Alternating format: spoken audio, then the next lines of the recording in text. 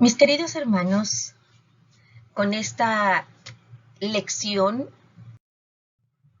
que sería la parte 3, es la final de este conjunto de lecciones que lleva por título Preparación para el Ministerio de Jesús.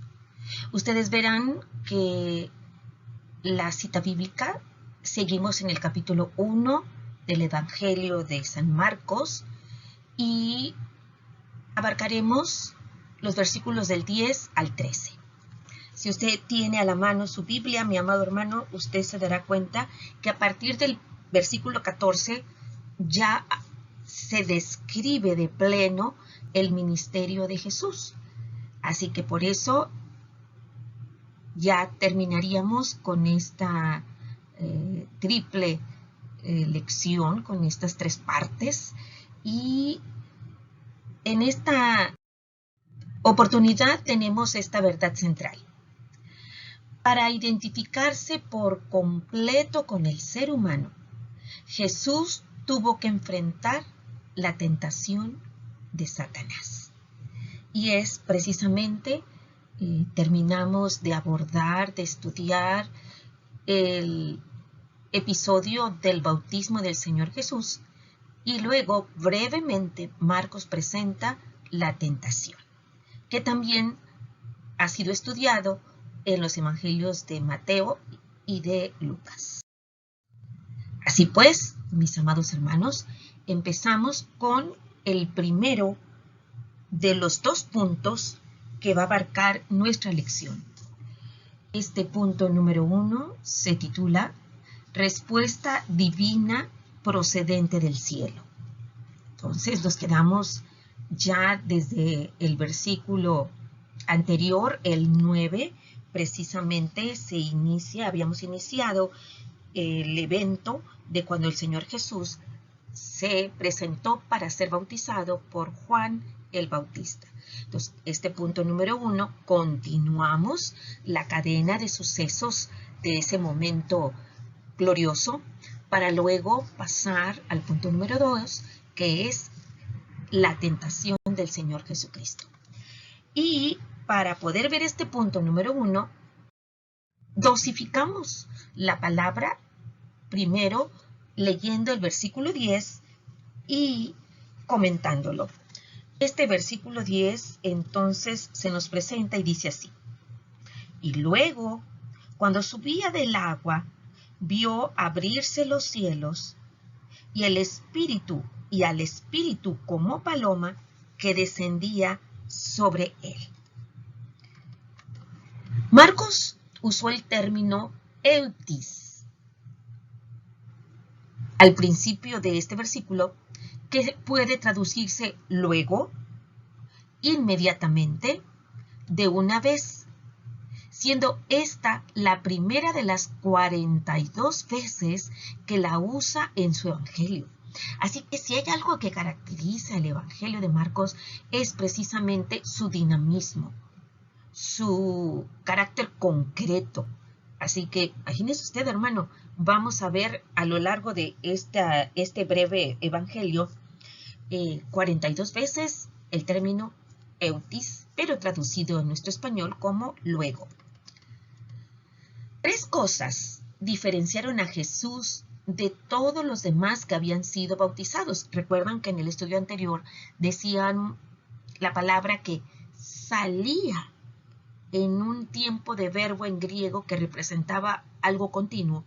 De las regiones de Judea y de Jerusalén, una gran cantidad de población que se acercaba a Juan el Bautista para ser bautizado. Entonces, cuando llega el Señor Jesucristo, hay 3 cosas que caracterizaron el momento en que el Señor Jesús se bautiza.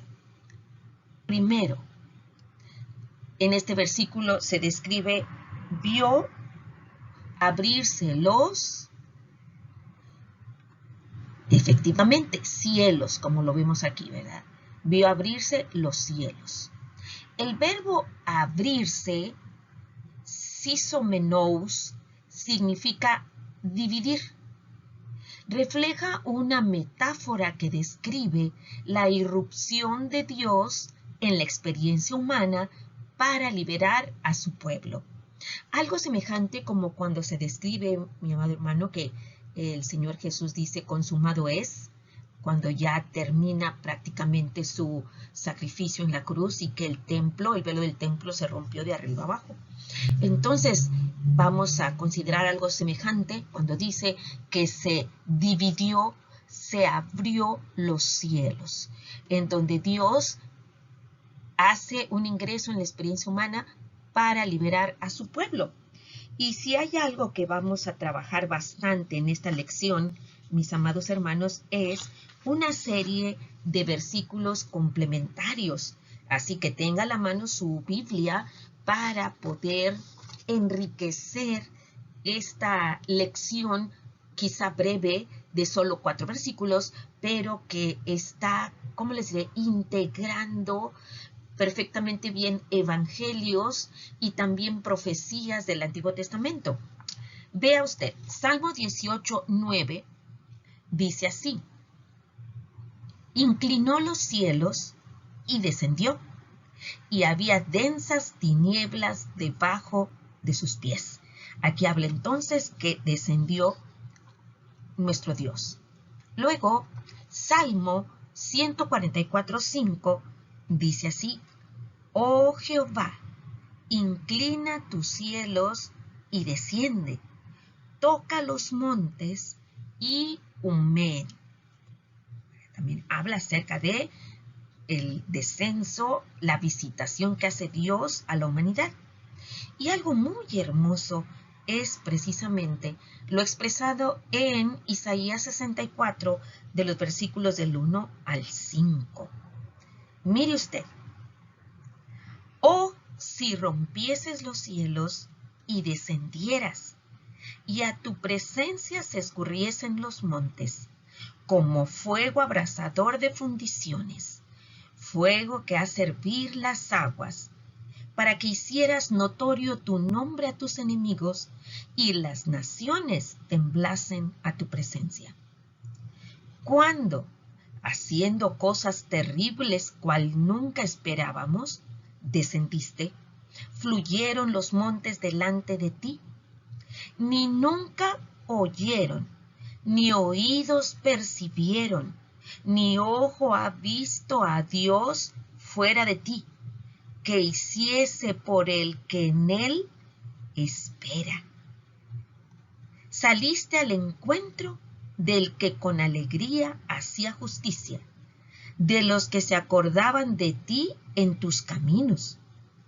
He aquí, tú te enojaste porque pecamos. En los pecados hemos perseverado por largo tiempo. ¿Podremos acaso ser salvos?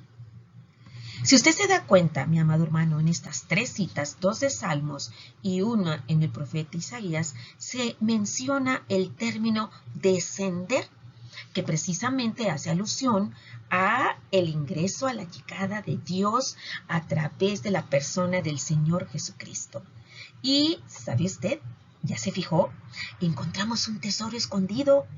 Mire nada más cómo dice aquí, en este versículo: ni nunca oyeron, ni oídos percibieron, ni ojo ha visto a Dios fuera de ti, que hiciese por el que en él espera.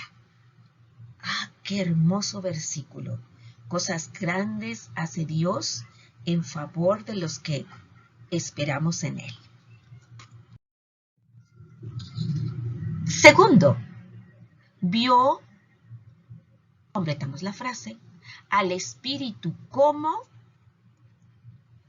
paloma que descendía sobre él, es decir, en la forma corporal de una paloma.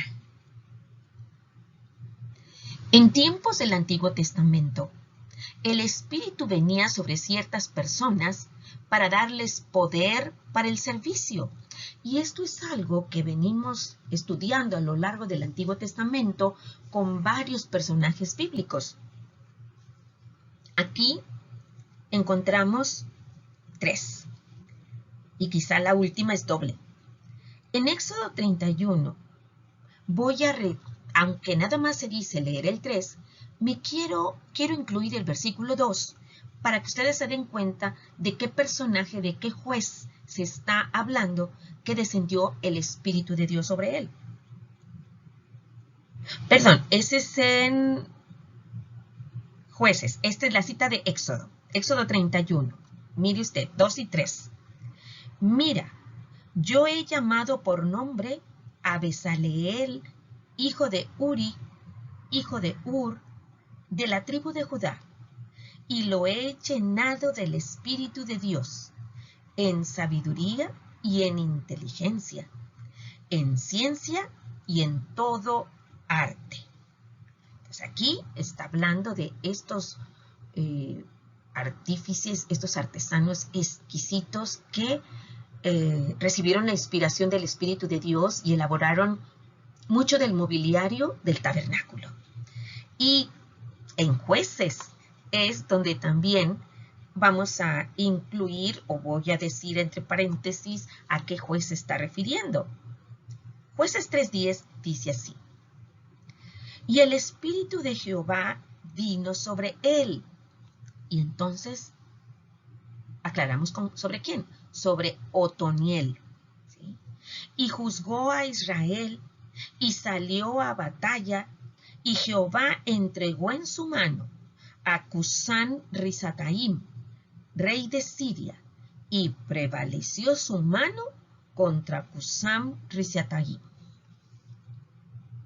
Y otro caso lo tenemos en primer libro de Samuel, en el capítulo 19. Vamos a entresacar los versículos 20 y 23, que dicen así: entonces Saúl envió mensajeros para que trajeran a David, los cuales vieron una compañía de profetas que profetizaban, y a Samuel que estaba allí y los presidía. Y vino el Espíritu de Dios sobre los mensajeros de Saúl, y ellos también profetizaron. Y huelga decir que los mensajeros ya no regresaron a Saúl porque se quedaron allí profetizando junto con Samuel. Y en el 23 dice: y fue a Nayot en Ramá, y también vino sobre él, Saúl, el Espíritu de Dios, y siguió andando y profetizando hasta que llegó a Nayot en Ramá. Entonces, esto lo habíamos estudiado con anterioridad acerca de cómo Dios, el Espíritu, enviaba su Espíritu para capacitar a ciertos personajes a hacer labores especiales. La venida del Espíritu sobre Jesús le dio poder para su misión mesiánica. Y esto lo complementamos con Hechos 10:38, en donde leemos: cómo Dios ungió con el Espíritu Santo y con poder a Jesús de Nazaret, y cómo éste anduvo haciendo bienes y sanando a todos los oprimidos por el diablo, porque Dios estaba con él. Tanto le dio poder para su misión mesiánica y para la tarea de bautizar a otros con el Espíritu, precisamente como lo predijo Juan. En Marcos 1:8 leímos en el estudio anterior así: yo a la verdad os he bautizado con agua. Está hablando Juan el Bautista. Pero él, haciendo referencia al que venía, el Mesías, os bautizará con Espíritu Santo. Muy bien. Ahora, como segundo versículo de esta lección nuestra, leemos en el versículo 11. Y vino una voz de los cielos que decía: tú eres mi Hijo amado, en ti tengo complacencia. Aquí tenemos el tercer punto, la tercera característica que solamente ocurre cuando el Señor Jesús se bautizó. Jesús oyó una voz de los cielos. Lo que el Padre dijo, que expresaba su total aprobación de Jesús y de su santa misión, hace eco a 3 versículos. Vamos a leer este conjunto, este trío de versículos. Por ejemplo, Génesis 22:2, porque la frase dice, tú eres mi hijo amado. En Génesis 22:2, que es en la historia de Abraham, y dijo, toma ahora tu hijo, tu único, Isaac, a quien amas, y vete a tierra de Moriah, y ofrécelo allí en holocausto sobre uno de los montes que yo te diré. Isaac, a quien amas. Él era el hijo amado. También tenemos a Salmo 2:7, que dice así, yo publicaré el decreto. Jehová me ha dicho, mi hijo eres tú, yo te engendré hoy. Así que de este salmo habla acerca del ungido, al cual le dice, hijo, tú eres mi hijo. Y en Génesis tomamos el adjetivo, el hijo amado. Y luego lo complementamos o lo juntamos con Isaías 42:1, que dice así, he aquí mi siervo, yo le sostendré, mi escogido, en quien mi alma tiene contentamiento. He puesto sobre él mi espíritu. Él traerá justicia a las naciones. Así que mire qué hermoso. Tomamos una cita de Génesis, una cita de Salmos y una de Isaías 42, y entonces tenemos esta declaración que hace nuestro Dios cuando dice, tú eres mi hijo amado, en ti tengo complacencia. En la primera declaración, entonces la complementamos. Tú eres mi hijo amado. Afirman la relación única de Jesús con el Padre. El significado de estas palabras se encuentran en Salmo 2:7 que acabamos de leer. Mi hijo eres tú, yo te engendré hoy. Y ahí es donde Dios se dirige al rey ungido como su hijo. Podemos decir que es un salmo mesiánico. En su bautismo, Jesús inició su papel oficial como el ungido de Dios. Y ahora vamos a tomar una cita de un salmo, Salmo 89:26, y lo vamos a incluir con Hebreos 1:5. Leemos así, Él me clamará, mi Padre eres tú, mi Dios y la roca de mi salvación. Y en Hebreos 1:5, el Sagrado Escritor dice, porque ¿a cuál de los ángeles dijo Dios jamás? Mi hijo eres tú, yo te he engendrado hoy. Y otra vez, yo seré a él padre y él me será a mí hijo. Y aquí en Hebreos precisamente se está hablando acerca del Señor Jesucristo, presentándolo como precisamente el Hijo de Dios. Las palabras en ti tengo complacencia provienen de Isaías 42:1 que acabamos de leer hace un momento, donde dice, he aquí mi siervo, yo le sostendré, mi escogido, en quien mi alma tiene contentamiento. Indican la clase de hijo real que que Jesús sería durante su misión terrenal. El verbo eudoquesa, conjugado, que encontramos allí en ese versículo, es atemporal en su sentido. Se traduce al español en tiempo presente para indicar que Dios se complace en su Hijo todo el tiempo. El deleite de Dios nunca tuvo un principio y jamás terminará, porque está precisamente en la eternidad, tanto el Padre como el Hijo. El bautismo de Jesús no cambió su condición divina. Él no llegó a ser el Hijo de Dios mediante el bautismo, o posteriormente, como lo vamos a estudiar, en la transfiguración que está incluido o descrito en el capítulo 9. Marcos 9:7 dice: entonces vino una nube que le hizo sombra, y desde la nube una voz que decía: este es mi Hijo amado, a él oíd. Entonces,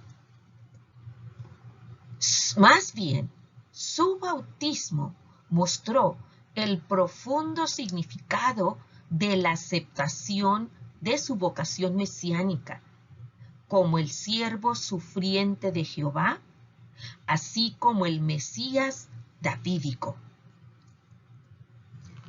Debido a que Él es el Hijo de Dios, el aprobado por el Padre y capacitado por el Espíritu, es el Mesías, el ungido. Y algo hermoso es que aquí, en este versículo, vemos a las tres personas de la Trinidad que están tomando parte en esto. La voz en los cielos del Padre, el Hijo en las aguas del Jordán y el Espíritu Santo como paloma que descendía sobre él. Ahí está el Ejad. Bien, ¿qué ocurrió después? Acuérdense que Marcos es muy dinámico. Brevemente, en estos 3 versículos se menciona el bautismo de Jesús como uno de los puntos finales antes de que Él empiece de lleno su ministerio. ¿Qué es lo que falta de describir o de mencionar? Marcos habla sobre la tentación de Jesús. En 2 versículos precisamente hace mención de este evento, pero ustedes lo pueden repasar, mis amados hermanos, en el capítulo 4 de Mateo y en el capítulo 4 de Lucas, donde viene más cantidad de información. Acuérdense que aquí Marcos brevemente está preparando, ¿verdad?, a sus oyentes para que crean que Jesús es el Hijo de Dios. Empezamos entonces con el versículo 12, muy breve. Dice así: y luego el Espíritu le impulsó al desierto. Luego de su bautismo, Jesús siguió adelante en el poder del Espíritu, y luego el Espíritu le impulsó al desierto. Comentamos el verbo que utilizó Marcos. Impulsó, impulsar, ekbachó, echar fuera, enviar lejos, expulsar.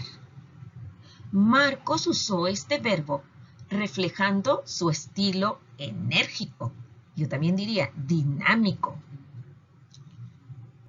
La idea es una fuerte compulsión moral por la que el Espíritu guió a Jesús a tomar la ofensiva contra la tentación y el mal, en vez de evitarlos.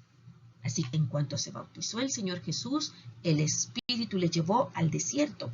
Y vamos a ver por qué viene aquí a utilizarse la palabra ofensiva en lugar de decir defensiva, en cuanto a que el Señor Jesús se fue al desierto.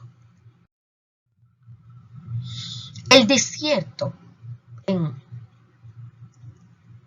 Eremos son lugares secos, sin habitantes. Era considerado tradicionalmente como la morada de los poderes del mal. Hay que recordar esta connotación, hermanos. Miren, Mateo 12:43 dice así: cuando el espíritu inmundo sale del hombre, anda por lugares secos, buscando reposo y no lo halla. Dice, anda por lugares secos. Eremos, ahí aparece ese término. Ahora la cita en Lucas 8:29.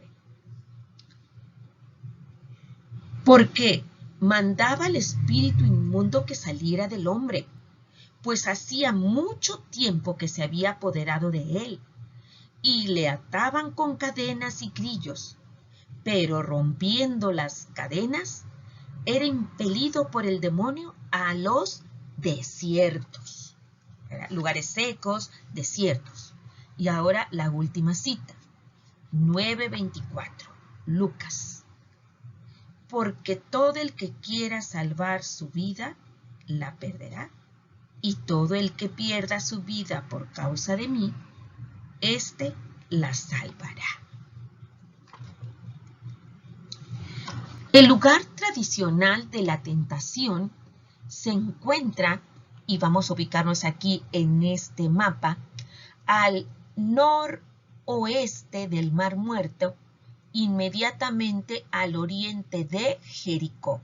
Miren ustedes, aquí dice Jericó y es entonces en esta área donde estaba ese desierto.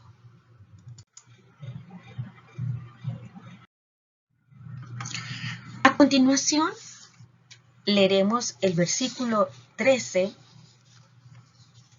que sería el final de esta segunda parte, y dice así: y estuvo allí en el desierto 40 días, y era tentado por Satanás, y estaba con las fieras, y los ángeles le servían.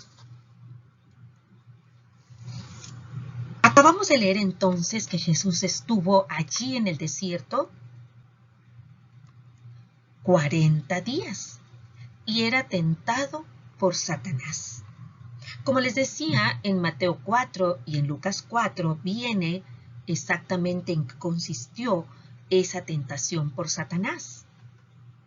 Por lo pronto, la palabra tentado, peirasó, significa poner a prueba, hacer examen de, para descubrir la clase de persona que alguien es.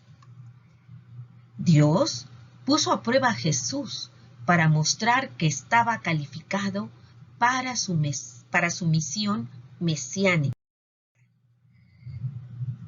Pero también Satanás trató de alejar a Jesús de esa misión asignada divinamente. La ausencia de pecado en Jesús no elimina el hecho de que él fue realmente tentado. De hecho, da testimonio de su verdadera humanidad. Y esto es precisamente mencionado por el apóstol Pablo en la carta a los Romanos 8:3, cuando dice: porque lo que era imposible para la ley, por cuanto era débil por la carne, Dios, enviando a su Hijo en semejanza de carne de pecado, y a causa del pecado, condenó al pecado en la carne. Y en Hebreos 2:18 Se complementa también diciendo, pues en cuanto él mismo padeció siendo tentado, es poderoso para socorrer a los que son tentados. Entonces su verdadera humanidad está aquí descrita por el apóstol Pablo en Romanos 8:3 y, sin embargo, dice, padeció siendo tentado y, por haberlo experimentado, tiene esa misericordia para socorrer a los que somos tentados. Algo interesante es que la referencia a las fieras solo se relata en Marcos y sabemos que la fauna que hay en el desierto es resistente, terrible, escorpiones, insectos, animales que se alimentan de carroña, fieros, y que solamente es descrito en el libro de Marcos. Su presencia, la presencia de las fieras, enfatiza el carácter hostil del desierto como dominio de Satanás. El desierto era el lugar de la maldición de Dios, un lugar de desolación, soledad y peligro, donde vivían animales rapaces y aterradores. Y tenemos estas citas donde se menciona, por ejemplo, en Isaías 30, 20 al 22, dice así: bien que os dará el Señor pan de congoja y agua de angustia. Con todo, tus maestros nunca más te serán quitados, sino que tus ojos verán a tus maestros. Entonces tus oídos oirán a tus espaldas palabra que diga: este es el camino, andad por él, y no echéis a la mano derecha, ni tampoco torzáis a la mano izquierda. Entonces profanarás la cubierta de tus esculturas de plata y las vestiduras de tus imágenes fundidas de oro. Las apartarás como trapo asqueroso. Sal fuera, les dirás. Y claro, más aún en el Salmo 91, tan querido y tan memorizado por el consuelo que da en momentos de angustia. Salmo 91, 11 al 13 dice: pues a sus ángeles mandará acerca de ti, que te guarden en todos tus caminos. En las manos te llevarán, para que tu pie no tropiece en piedra. Sobre el león y el áspid pisarás. Hollarás al cachorro de león y el dragón. En contraste con las fieras peligrosas, está el cuidado protector de Dios a través de ángeles que le servían. El verbo servir y servidores tiene esta raíz muy interesante, diakonon, de donde también proviene el término diáconos que se describen en el libro de los Hechos. Entonces, un diácono es un servidor. Y estos ángeles le servían a Jesús durante todo el tiempo de la tentación. El relato que Marcos hace de la tentación es breve, muy breve, en contraste con Mateo 4 y Lucas 4. No dice nada acerca del contenido de la tentación, su final culminante o la victoria de Jesús sobre Satanás.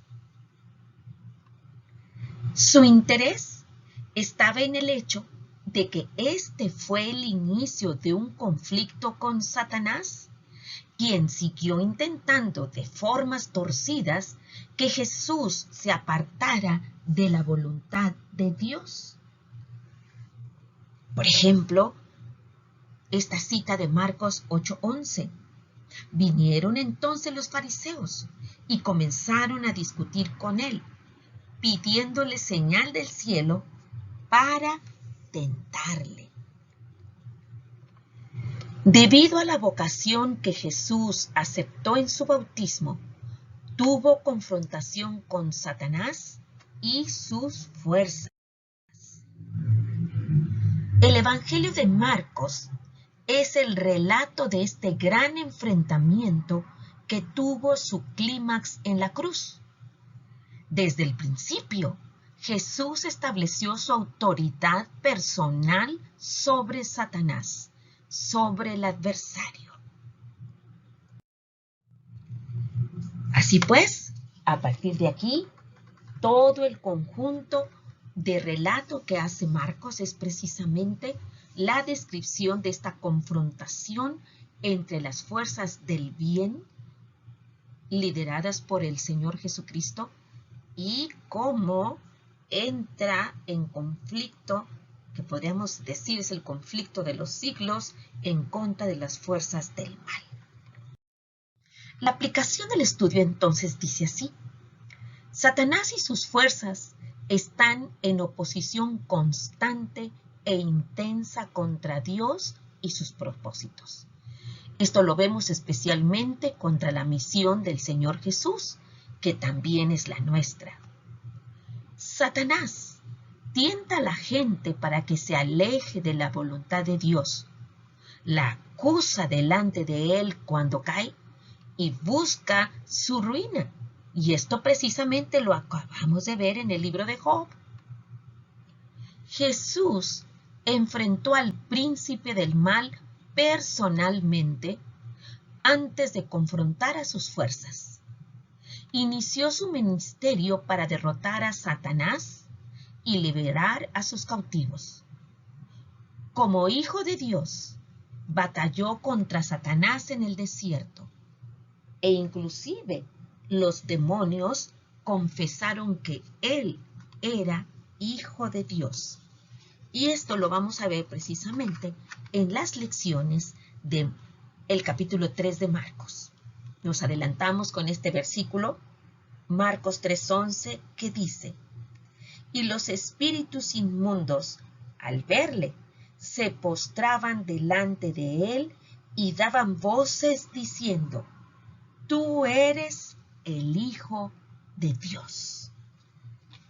Así pues, mis amados hermanos, esta será la última parte de la lección global que se titula Preparación para el ministerio de Jesús.